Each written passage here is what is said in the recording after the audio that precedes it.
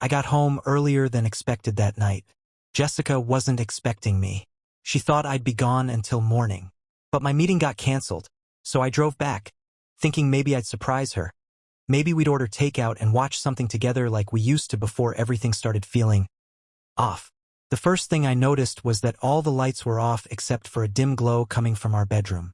I stepped inside, setting my keys down as quietly as possible. Something was wrong.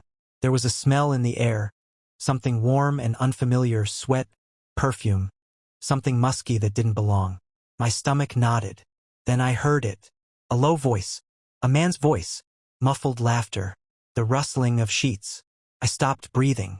Every cell in my body screamed at me to move, to throw the door open, to do something, but my body wouldn't listen. I was locked in place, my fingers twitching, my jaw clenched so tight I thought my teeth would snap. Then Jessica's voice cut through the air, clear as a bell. "Again?" she giggled. "You're insatiable." I saw red. Before I even knew what I was doing, I shoved the door open so hard it slammed against the wall with a crack. The room exploded into chaos. Sheets flew. A naked man scrambled off the bed like a cockroach caught in the light. Jessica screamed, grabbing at the covers, but it was too late. I'd already seen everything. Her hair was a mess, her skin flushed, her breath ragged.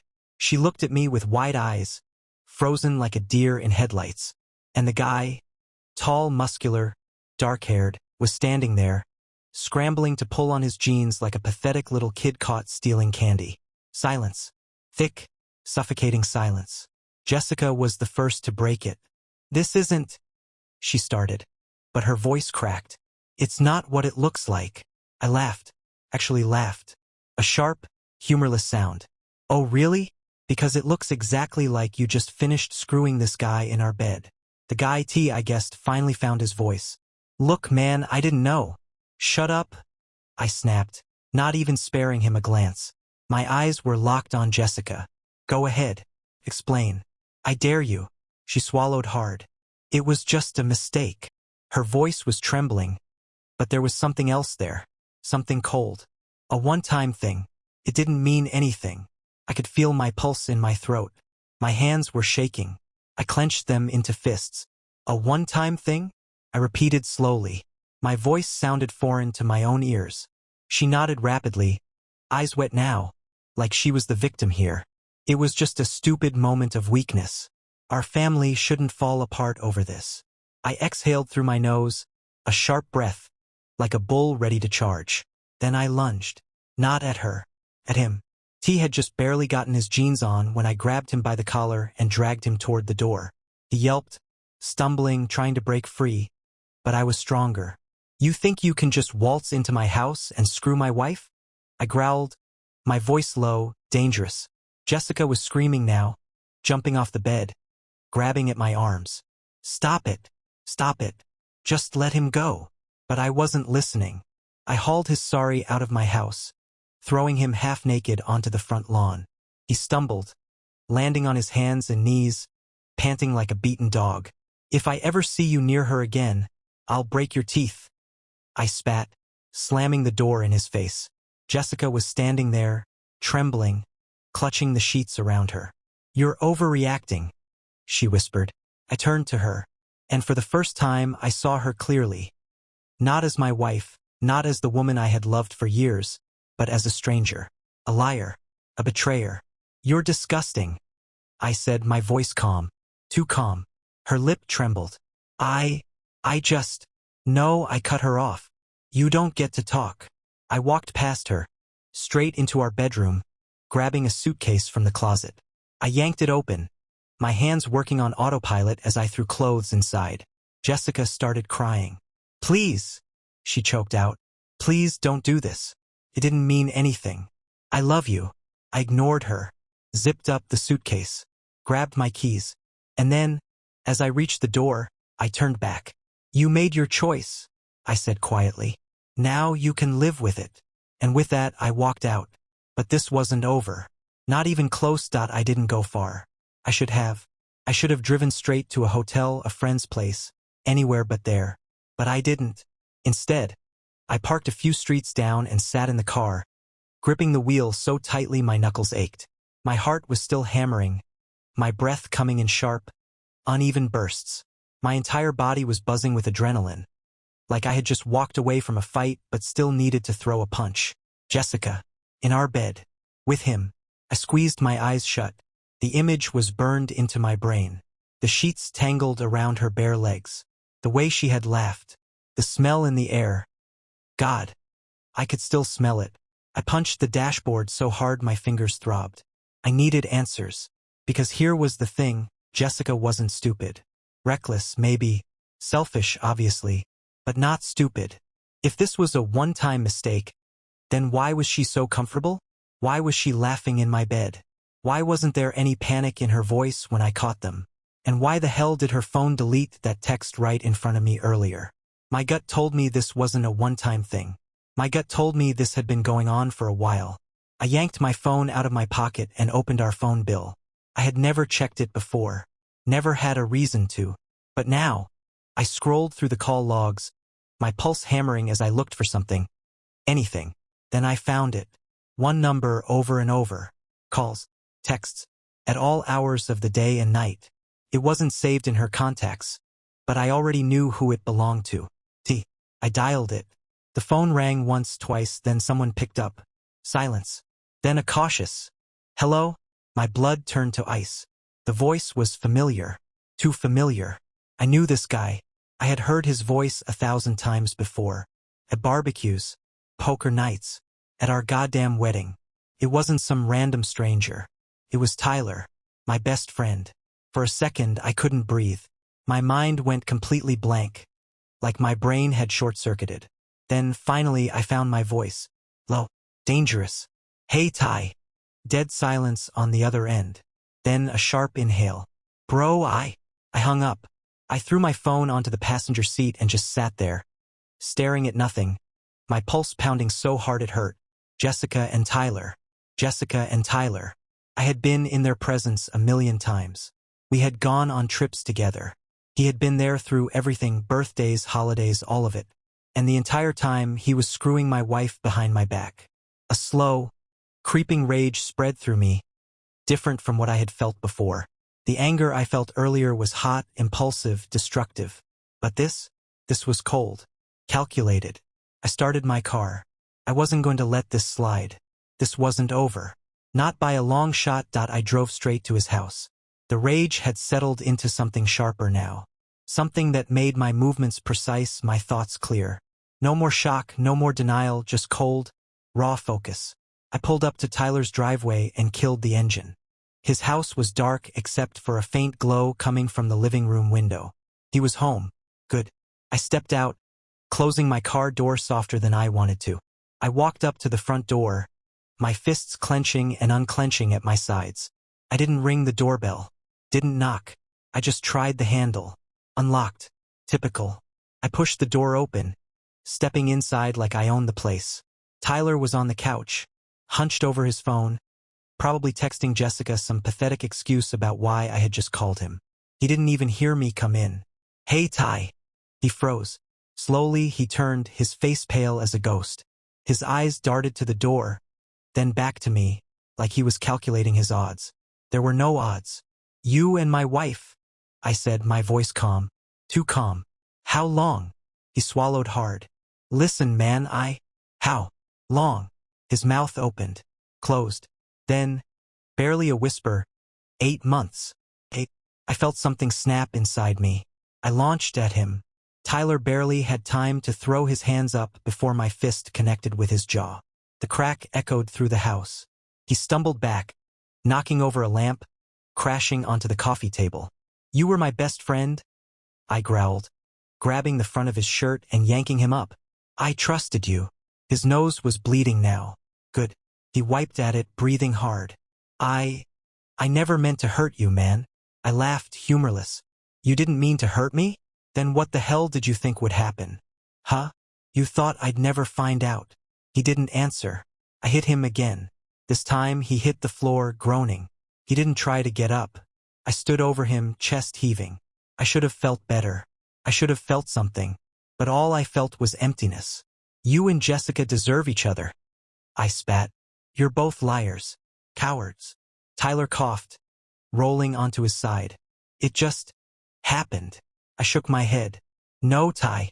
Mistakes happen. Accidents happen. What you did, that was a choice. His silence told me everything. I turned and walked out. But as I reached the door, my phone buzzed. Jessica. I stared at her name on the screen, my jaw tightening. Then I answered. Her voice was shaking. Where are you? I exhaled slowly. I know everything, Jess. Silence. Then, her voice, barely a whisper. Come home, please. I closed my eyes, took a breath, and then, I said the only thing I could. I'm coming.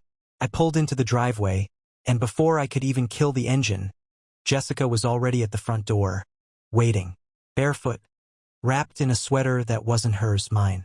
Her hair was still a mess from earlier, her eyes red-rimmed, her lips pressed tight. She had been crying. Good. I got out of the car, slamming the door behind me. I didn't rush. I didn't stomp up the steps or throw the door open like I wanted to. I walked slow, controlled, every step deliberate. She held out a hand, like she wanted to touch me.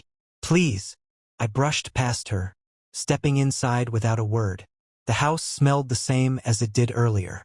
The same perfume, the same tainted air that made my stomach twist. I swallowed the nausea, turned to face her, and finally spoke. You and Tyler. 8 months. Jessica flinched, her hands curling into fists. She looked away. Guilty. I asked you how long. I said, voice even. Tell me the truth. She hesitated. Then, so quiet I almost missed it. A year. I laughed. Short. Hollow. A year? Jesus Christ. Jessica's eyes darted up. I was going to stop. Really? I scoffed. When? After 2 years? 5? Or just when I finally caught you? Tears welled up, but I had no sympathy left. It didn't mean anything, she whispered, repeating the same pathetic line from earlier. It was just. Don't you dare say it was a mistake. My voice was sharp now, the anger creeping back in. A mistake is spilling coffee. A mistake is missing a turn. You don't accidentally screw someone for an entire goddamn year. She inhaled sharply, stepping closer. I love you. I actually laughed. You love me.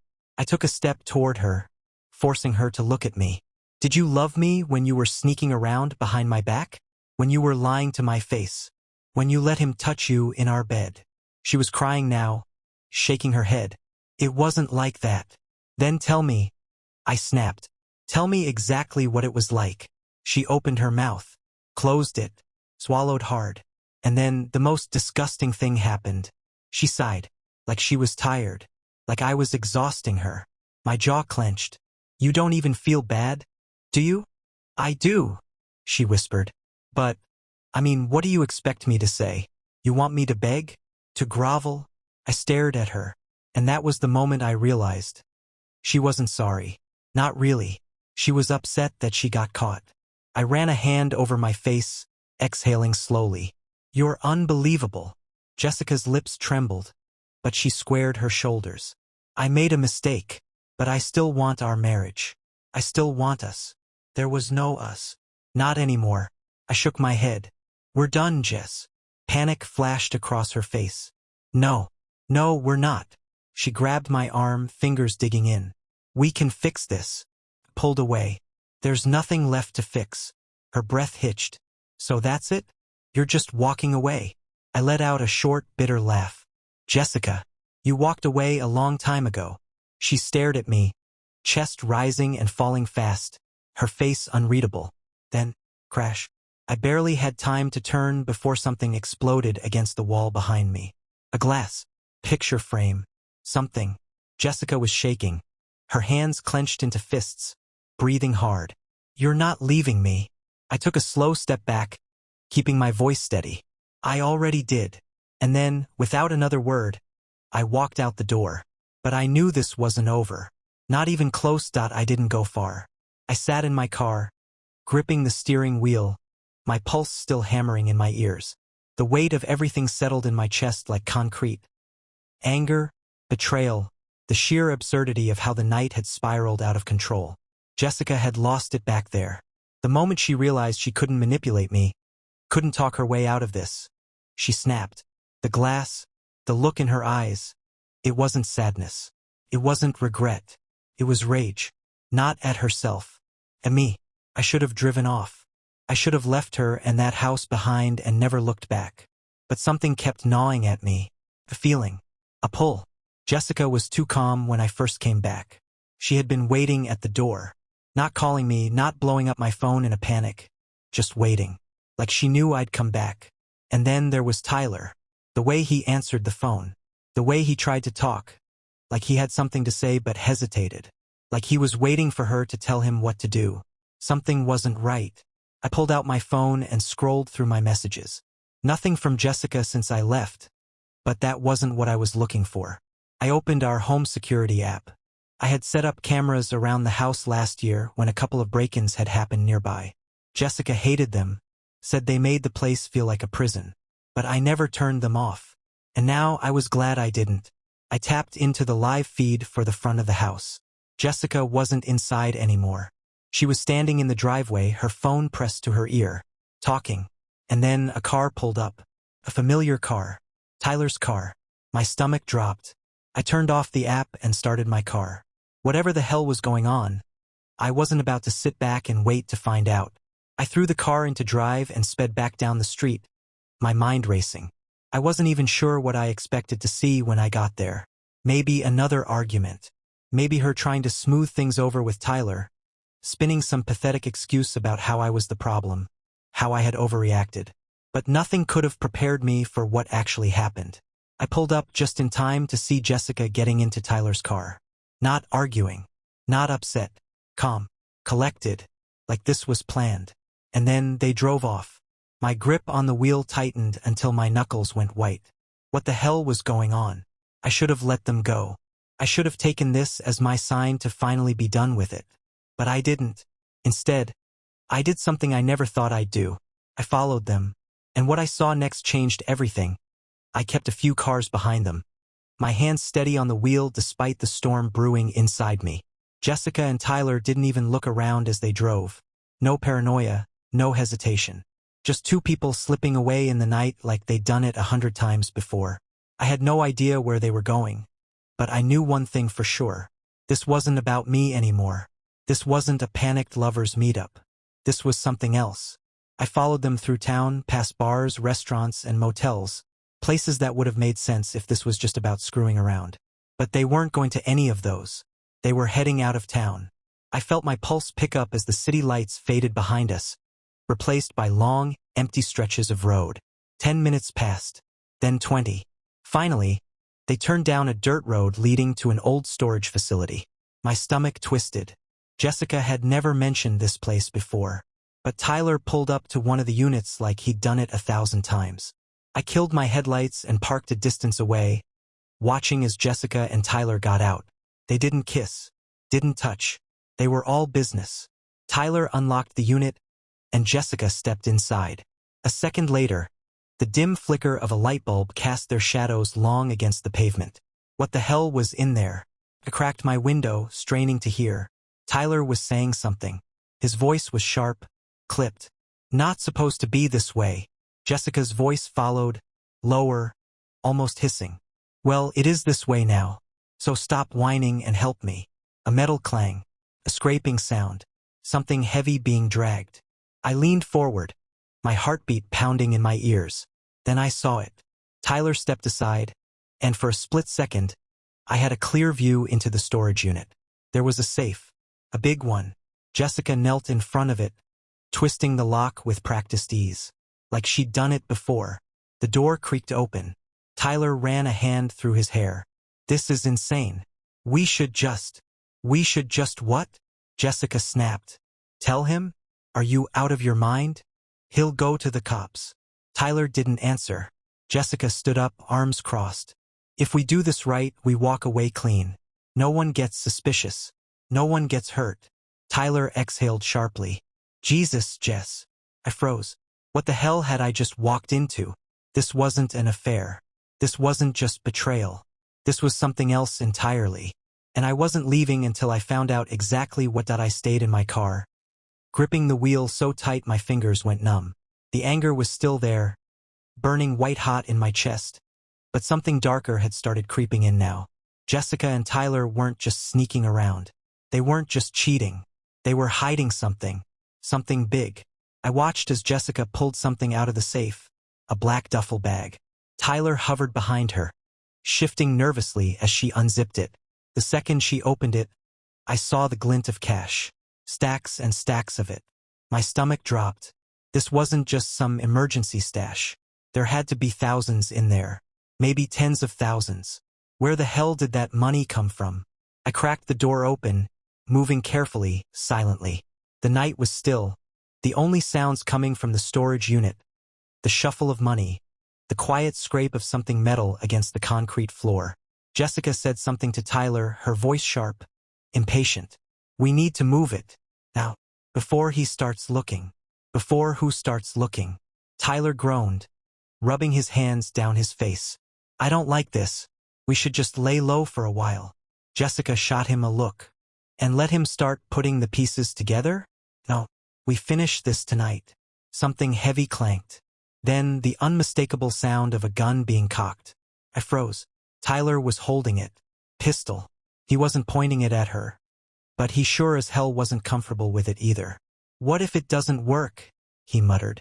Jessica grabbed the gun from him, rolling her eyes like he was being dramatic. It'll work. My blood went cold. What about him? Tyler asked. Jessica hesitated for only a second. Then she sighed.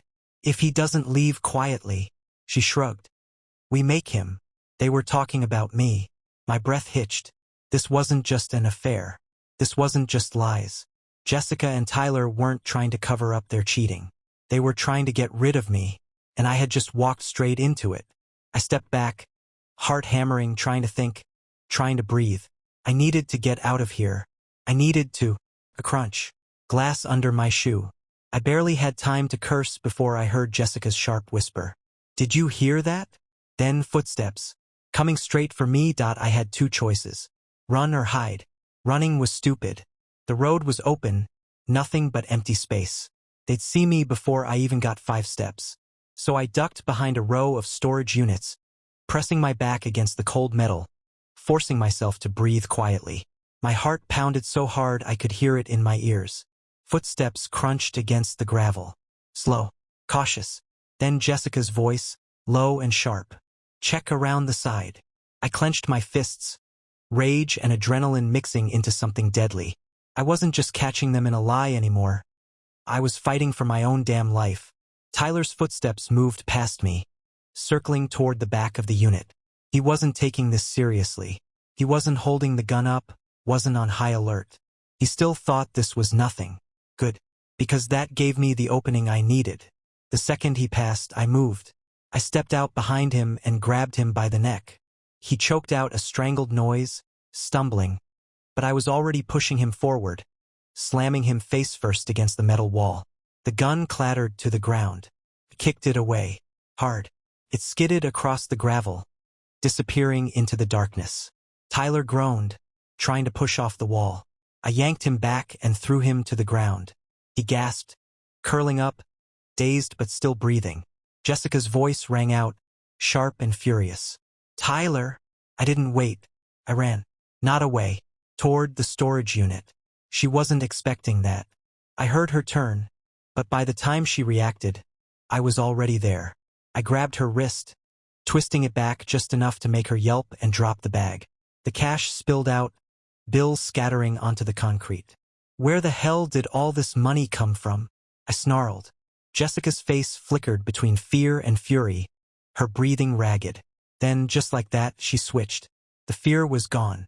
The rage melted into something smooth, calculated. She smirked. You don't want to know, she whispered. I clenched my jaw. Try me. Her eyes gleamed. Fine. Then sirens. Coming fast. Jessica and I both froze. For a second, everything paused. Then she smiled. A slow, satisfied smile, like she had been waiting for this. The sirens grew louder, closer. Then headlights flooded the lot. A squad car screeched to a stop. And suddenly I understood. This wasn't just about cheating. This was a setup. Jessica took a slow step back, smoothing down her hair like she hadn't just been trying to kill me minutes ago. Then she turned to the cops with wide, teary eyes. "Help! My husband. He attacked us." And just like that, I knew. I was screwed. I had seconds to react. Two cops jumped out of the car, hands hovering near their holsters. One shined a flashlight straight at me, making me squint.